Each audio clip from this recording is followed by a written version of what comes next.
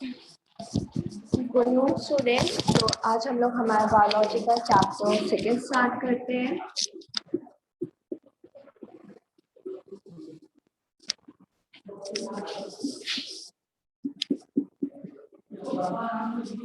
और chapter second है आपका how do organism reproduce.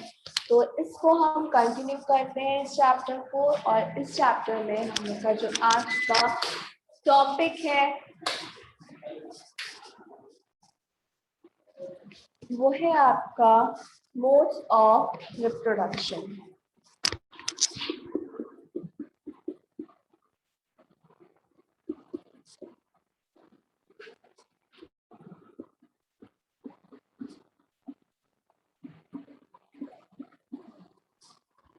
Topic है आपका मोड्स ऑफ रिप्रोडक्शन। अब मोड्स ऑफ रिप्रोडक्शन क्या होते हैं?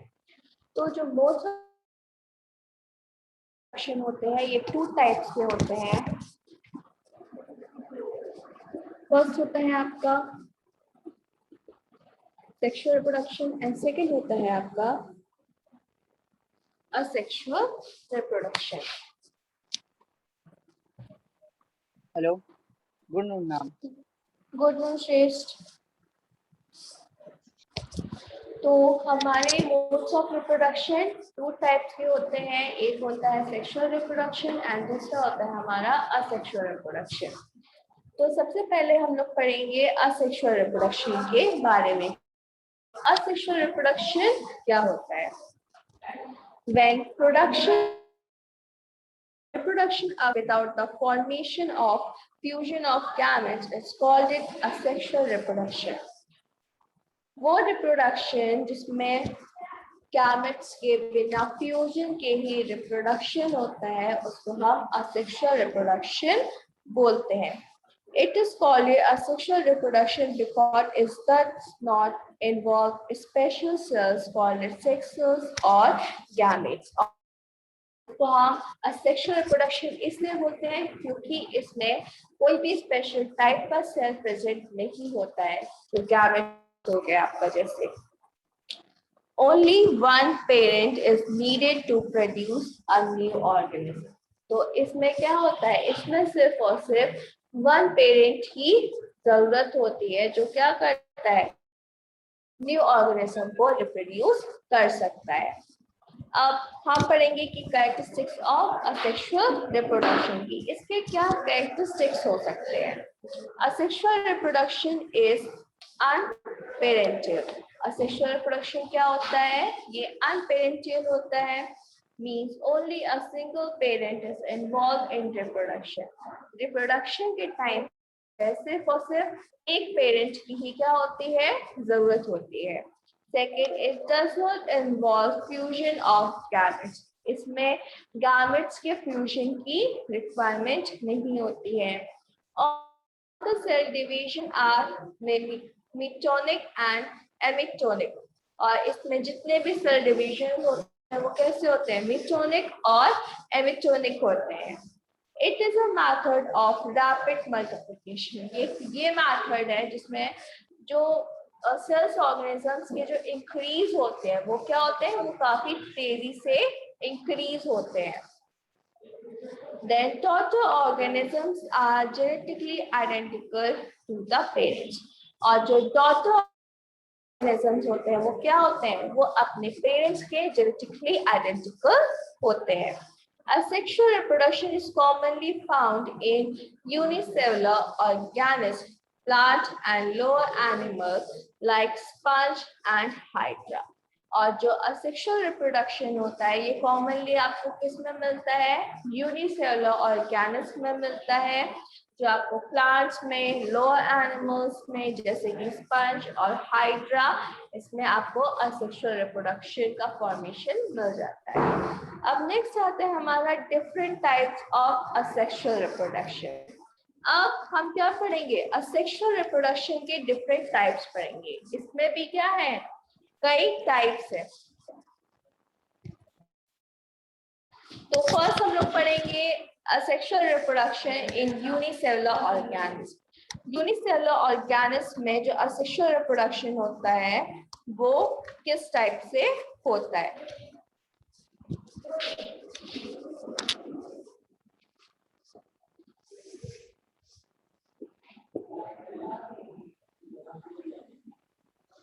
Unicellular organism and multicellular. multicellular organism.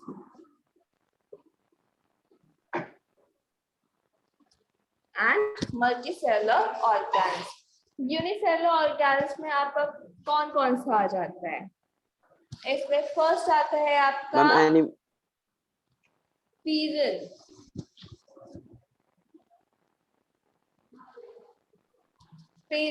First आता है आपका फिजन, सेकंड आता है आपका बाइनरी फिजन। ये आपके फिजन के टाइप्स हैं। फिजन आपके 2 टाइप्स का होता है।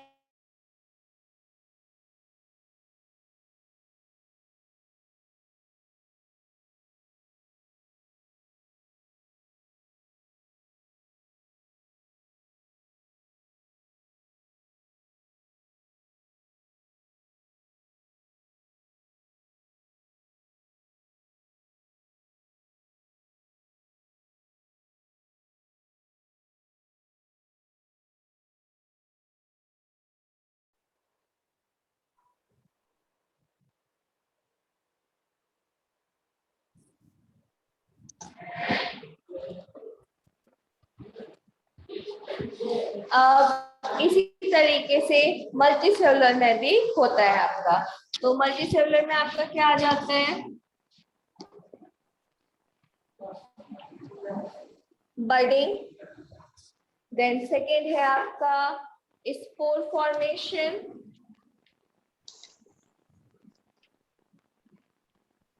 फ्रेगमेंटेशन, थर्ड फ्रेगमेंटेशन, हाँ, एंड लास्ट है आपका थर्ड है आपका फ्रेगमेंटेशन,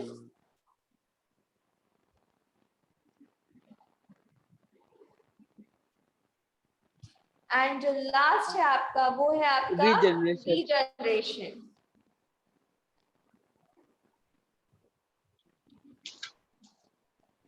तो ये क्या है आपके? ये है आपके असेक्सुअल रिप्रोडक्शन के टाइप्स। तो असेक्सुअल रिप्रोडक्शन आपका 2 टाइप्स में होता है। एक होता है आपका यूनिसेलुलर ऑर्गेनिज्म में और दूसरा होता है आपका मल्टीसेलुलर ऑर्गेनिज्म में।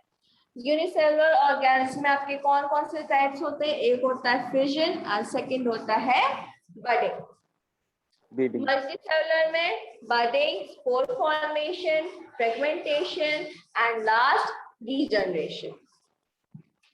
तो अब सबसे पहले हम लोग पढ़ते हैं फिजन के बारे में कि फिजन क्या होता है। Fission is the simplest and common method of asexual reproduction in unicellular organisms such as protozoas and bacteria. Unicellular क्या है? ये फिजन क्या है? ये एक सिंपल और कॉमन मेथड है जो किसमें होता है? मोस्टली यूनिसेलुलर ऑर्गेनिज्म में आपको फाइंड होता है, जैसे कि हो गया आपका protozoa and bacteria. In fission, a unicellular organism splits, each part later become a complete organism. इसमें क्या होता है? जो पेरेंट सेल होता है वो स्प्लिट होता है, मीन्स डिवाइड होता है और कंप्लीट न्यू पार्ट का फॉर्मेशन कर देता है। Fission is of 2 types. तो जैसे कि अभी हमने पढ़ा, जो फिजन होता है ये हमारा 2 टाइप्स का होता है। एक होता है हमारा बाइनरी फिजन एंड सेकेंड होता है हमारा मल्टी फिजन। मल्टी फिजन और multiple fission.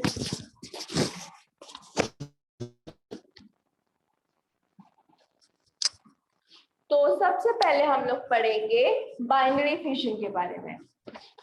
In binary fission, the parent organism split into 2 small but identical daughters. इसमें क्या होता है? जो पेरेंट ऑर्गेनिज्म होता है वो 2 स्मॉल आइडेंटिकल डॉटर में स्प्लिट हो जाता है। बाइनरी फ्यूजन यूजुअली अकर इन यूनिसेलुलर ऑर्गेनिज्म, और ये जनरली किसमें होता है? ये यूनिसेलुलर ऑर्गेनिज्म में जनरली होता है।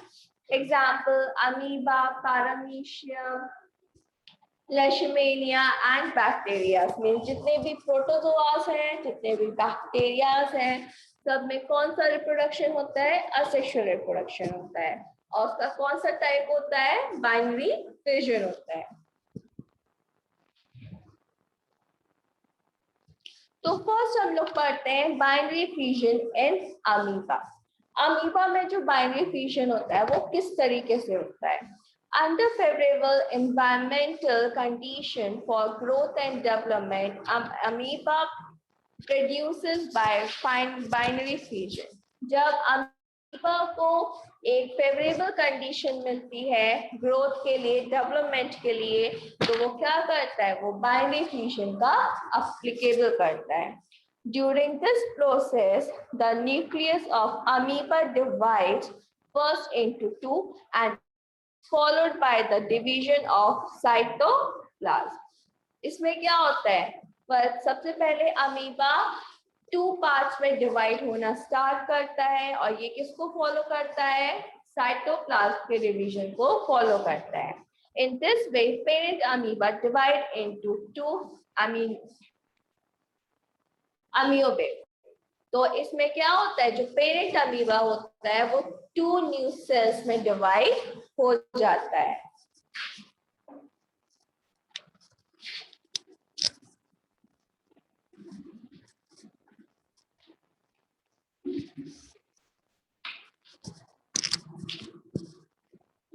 जैसे कि आपका अमीबा है, अमीबा जब डिवाइड होना स्टार्ट होता है तो क्या होता है? इसका ये जो न्यूक्लियस होता है ये सबसे पहले डिवाइड होना स्टार्ट होता है। तो जैसे जैसे क्या होगा? ये न्यूक्लियस डिवाइड होता चला जाएगा।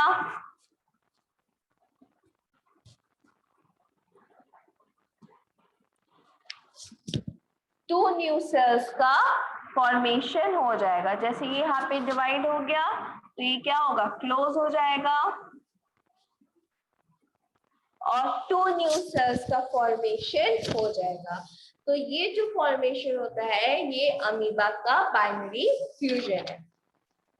अब नेक्स्ट आते हैं हम transversal binary fusion in paramecium.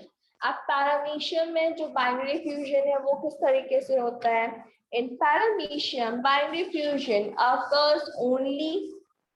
occurs along the transverse axis.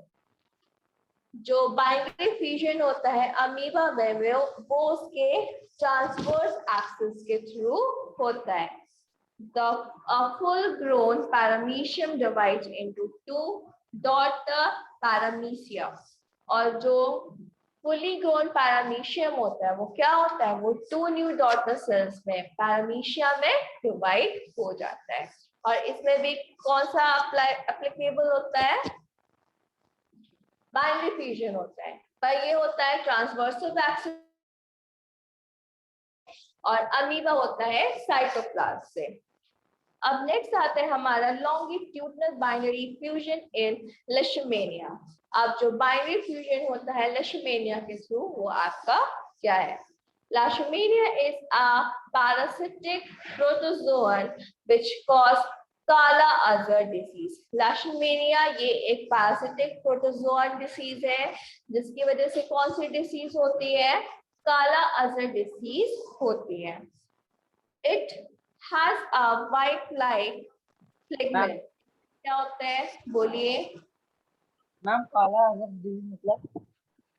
ये डिसीज का नाम है काला अजर।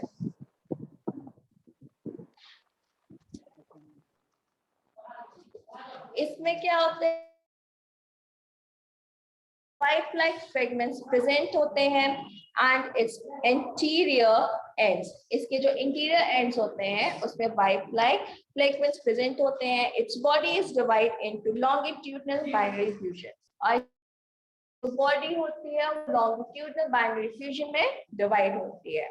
First two fragments flagella are form. सबसे पहले क्या होते हैं?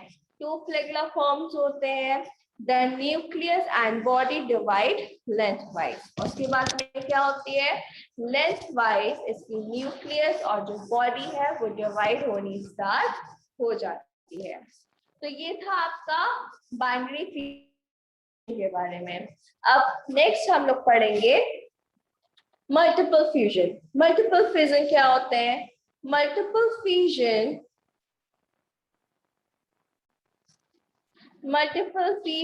occur under unfavorable environmental condition। जो मल्टीपल फ्यूजन होते हैं ये कहाँ पे होते हैं? अनफेवरेबल एनवायरमेंटल कंडीशंस में होते हैं। During multiple fusion, organism secretes a protective covering, the cytosol। जब फ्यूजन हो रहा होता है तो ऑर्गेनिज्म क्या होते हैं? एक प्रोटेक्टिव कवरिंग को अप्लाई कर देते हैं जिसको हम साइटस बोलते हैं। Inside the cytosol, nucleus divides several times to form a number of daughter nuclei। और साइटस के अंदर क्या होता है? जो न्यूक्लियस होता है वो मल्टीपल टाइम्स डिवाइड हो जाता है और क्या करता है? Multiple number of daughter cells का फॉर्मेशन करता है। Each daughter nucleus gets surrounded by a bit of cytoplasm। जो हर एक डॉटर सेल होती है उसके सराउंडिंग में क्या प्रेजेंट होता है? साइटोप्लाज्म प्रेजेंट होता है। Thus, a large number of daughter individuals are formed। इसलिए क्या होता है? large number of daughter individuals form हो जाती हैं। On the arrival of favorable condition, जब इनको favorable condition मिलती है, the cytosol ripped and the single daughter cell individuals are set free। तो जो जब इनको फेवरेबल कंडीशंस मिल जाती है तो जो साइटस होता है वो ब्रेक डाउन हो जाता है और जो हर एक सिंगल डॉटर सेल है वो क्या हो जाती है? वो फ्री हो जाती है। Each grown into a complete organism। और हर एक डॉटर सेल क्या होती है? कंप्लीट ऑर्गेनिज्म में ग्रो हो चुकी होती है। Multiple fusions occur in Plasmodium, means malaria parasite। It produces about 1000 daughter organisms। Multiple fusions mostly जो मलेरिया पैरासाइट्स हैं प्लाज्मोडियम उसमें फॉर्म होते हैं, जो क्या करते हैं? एक बार में मींस वन टाइम में 1000 डॉटर सेल्स को ये प्रोड्यूस करते हैं। These daughter organisms are called it मेरोजोइड्स। ये जो डॉटर ऑर्गेनिजम्स होते हैं, डॉटर ऑर्गेनिजम्स होते हैं, इनको हम किस नाम से जानते हैं? मेरोजोइड्स के नाम से जानते हैं। They invade red blood color of man and cause malaria। ये क्या करते हैं? ये ह्यूमंस के रेड ब्लड सेल्स को इन्वेड करते हैं और क्या करते हैं? मलेरिया के डिसीज को स्प्रेड करते हैं। अब नेक्स्ट आता है हमारा बडिंग। अब बडिंग कैसे होता है? Budding is the formation of a new organism of as an outer growth of the parent organism। Budding क्या होता है? भी एक आपका न्यू ऑर्गेनिज्म को ग्रो करता है, पर किसके थ्रू? पेरेंट्स के थ्रू क्या करता है? ये नए नए ऑर्गेनिजम्स को ग्रो करता रहता है। Yeast is a unicellular fungus widely used in brewing and baking industries। तो आप जैसा कि आपको पता है कि ईस्ट जो है यूनिसेलुलर ऑर्गेनिज्म है और इसका जो मोस्टली यूज है कहाँ किया जाता है? ब्रूइंग और बेकिंग इंडस्ट्रीज में यूज किया जाता है। During the process, a bud appears outside the cell wall। जब ये प्रोसेस चल रहा होता है, जो बड होता है वो क्या होता है? सेल वॉल से बाहर आने की कोशिश करता है। The nucleus of the parent is cell divided into two। और फिर क्या होता है? जो न्यूक्लियस होता है वो 2 सेल्स में डिवाइड हो जाता है।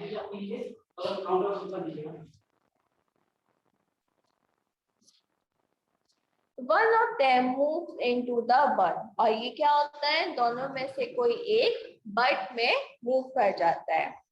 The bud ultimately separates from the parent cell to form a new daughter yeast। और जो बड होता है वो क्या होता है? अल्टीमेटली सेपरेट करता है और क्या होता है? पेरेंट सेल से फॉर्म होता है और क्या बनाता है? एक न्यू डॉटर सेल का फॉर्मेशन कर देता है। Sometimes budding occurs so rapidly that the daughter cells start budding even after being separated from the parent cell. और कभी कभी क्या होता है, जो बडिंग होता है वो इतनी फास्ट होता है कि जैसे बडिंग हुआ तो क्या हुआ, पेरेंट सेल का फॉर्मेशन हुआ, देन डॉटर सेल का फॉर्मेशन हुआ। तो डॉटर सेल क्या करती है, डॉटर सेल फिर से बडिंग स्टार्ट कर देती है। तो ये जो फॉर्मेशन होता है ये कभी कभी काफी फास्ट हो जाता है। तो ये था आपका यूनिसेलुलर ऑर्गेनिज्म में asexual reproduction, fission and budding। अब नेक्स्ट हम पढ़ते हैं asexual reproduction में मल्टीपल सेलुलर ऑर्गेनिज्म का। मीन्स अब हम मल्टी सेलुलर ऑर्गेनिज्म में जो asexual reproduction होता है वो कैसे होता है उसको हम पढ़ेंगे। तो फर्स्ट आता है आपका budding। Organisms such as Hydra use regenerative cells for budding। जो ऑर्गेनिज्म है हमारा हाइड्रा, वो क्या होता है, वो अपने आप को रीजनरेट कर लेता है, किसके थ्रू, बडिंग के through. In hydra the bud arises from the body surface or as an outgrowth। Hydra क्या करता है, अपनी बॉडी सरफेस से एक बड को अराइज करता है और वो बड क्या होता है, एक न्यू हाइड्रा में फॉर्म हो जाता है। मैम बोलिए श्रेष्ठ। मैम इसको ये जो न्यू हाइड्रा करता है मैम, इसमें कितना टाइम लगता है? ये हाइड्रा के उस पे रिप्रोडक्शन के उस पे डिपेंड करता है कि कितना टाइम ले सकता है, इसका कोई टाइम फिक्स नहीं होता। Okay okay. तो जैसे कि आप देख सकते हो, हाइड्रा जब क्या करता है, बडिंग को स्टार्ट करता है, तो यहाँ से क्या होता है, एक न्यू बड आना स्टार्ट हो जाता है, ठीक है। और फिर क्या होता है, ये इसी न्यू बड को सेपरेट कर देता है और इसी से क्या होता है, एक न्यू हाइड्रा का फॉर्मेशन हो जाता है, ठीक है। और हम ये भी बोल सकते हैं कि जो हाइड्रा होता है वो रीजनरेशन को भी फॉलो करता है। enlarge and develop in tangles। और फिर क्या होता है, ये बड़ा होता है और इसके जो टैंगल्स होते हैं उनको जनरेट करना स्टार्ट कर देता है। The fully formed but separate from parent body and start an independent life। और जब क्या होता है कि ब्लड पूरी तरीके से डेवलप हो जाता है तो ये क्या होता है, पेरेंट सेल से सेपरेट हो जाता है और क्या होता है, अपनी प्रॉपर इंडिपेंडेंट लाइफ को स्टार्ट कर देता है। तो ये था आपका बडिंग का हाइड्रा में। तो आप ये देखिए, तो बडिंग हमारा यूनिसेलुलर में भी था और मल्टीसेलुलर में भी है। ओके, यूनिसेलुलर में आपका आ जाता है ईस्ट बडिंग में और मल्टीसेलुलर में आ जाता है आपका हाइड्रा बडिंग में।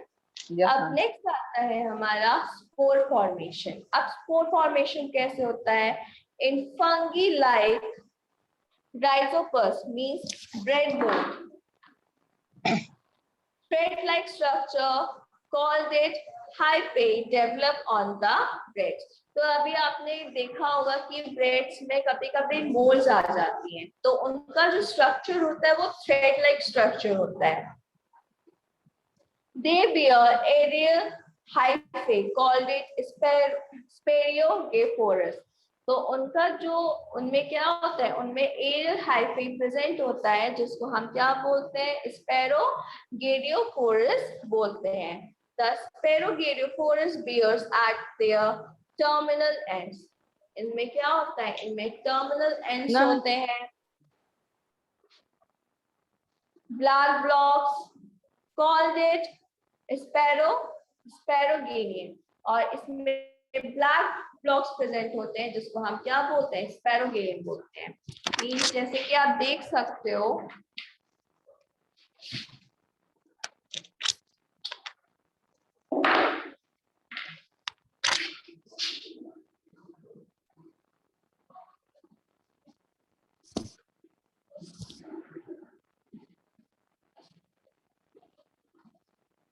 ये है, इसमें कई सारे से स्मॉल स्मॉल स्पैरोगेरियंस प्रेजेंट होते हैं।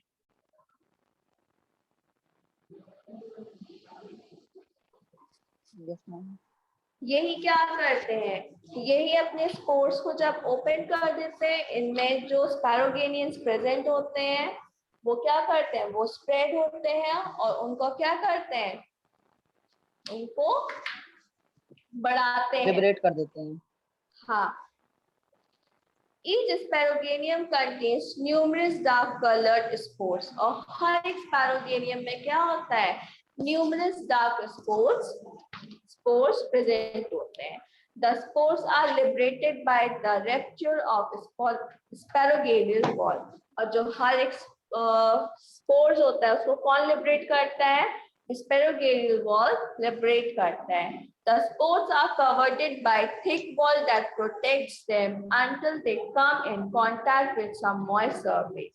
और स्पोर्स में जो थिक वॉल होती है वो उसको तब तक प्रोटेक्ट करती है तब तक वो किसी भी मॉइस्चर में आ नहीं जाते।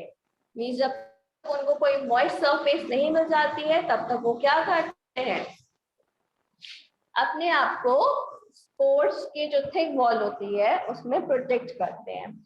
They grow into a new rhizopus individual और उसके बाद में क्या होता है, जैसे उनको मॉइस्ट स्पेस मिलती है, जो उनकी थिक वॉल होती है वो बर्स्ट हो जाती है, वो स्प्रेड हो जाते हैं और एक न्यू राइजोपस में ग्रो करना स्टार्ट कर देते हैं। तो ये था आपका स्पोर फॉर्मेशन। अब नेक्स्ट आता है हमारा फ्रेगमेंटेशन। अब फ्रेगमेंटेशन क्या होता है, fragmentation is a process of breaking up the body of an organism into 2 or more fragments. Fragmentation क्या होता है, ये एक प्रोसेस होता है जिसमें क्या होती है, बॉडी ब्रेक डाउन होती है 2 और मोर फ्रेगमेंट्स में and each of which growing into a new individual. और हर एक इंडिविजुअल क्या करती है, मीन्स हर एक फ्रेगमेंट एक फुली ग्रोन इंडिविजुअल में फॉर्मेशन करना स्टार्ट कर देती है। Fragmentation is a common method of asexual reproduction in multicellular organisms with simple organization। ये जो फ्रेगमेंटेशन है ये क्या है, ये कॉमन मेथड है asexual reproduction का मल्टीसेलुलर ऑर्गेनिज्म में, जो क्या होते हैं, सिंपली ऑर्गेनाइजेशंस में होते हैं, जैसे कि Spirogyra break into small fragments और म्यूटेशन। जब भी स्पाइरोगायरा म्यूटेट करता है तो वो क्या होता है, स्मॉल फ्रेगमेंट्स में ब्रेक डाउन कर देता है। These fragments grow into new individuals। और ये जो फ्रेगमेंट्स होते हैं ये क्या करते हैं, ये न्यू इंडिविजुअल्स में ग्रो करना स्टार्ट कर देते हैं। अब नेक्स्ट आता है हमारा रीजनरेशन। और रीजनरेशन क्या होता है, the process of getting back a full organisms from the cut part of an organism is called a regeneration. Means वो प्रोसेस जिसमें अगर किसी ऑर्गेनिज्म का पार्ट कट हो जाता है और फिर वो क्या करता है, वो फुल्ली एक ग्रोन ऑर्गेनिज्म में कन्वर्ट हो जाता है, न्यू ऑर्गेनिज्म में कन्वर्ट हो जाता है, उसी को हम बोलते हैं regeneration. Simple animal like hydra and planaria show regeneration. जो सिंपल एनिमल्स है आपके हाइड्रा और पैलिनेरिया, ये क्या करते हैं, ये रीजनरेशन को शो करते हैं। When the body of Hydra or Palinea cuts into a number of pieces, each pieces of the body grow into a new organism। जब हम इनके हर एक पीस को, मीन्स इनके बॉडी पार्ट को हर स्मॉल स्मॉल पीसेस में कट कर देते हैं तो क्या होता है, इनके हर एक पीस एक न्यू पार्ट में, एक न्यू बॉडी में ग्रो कर जाते हैं और इसी को ही हम बोलते हैं रीजनरेशन। जैसे कि आप देख सकते हो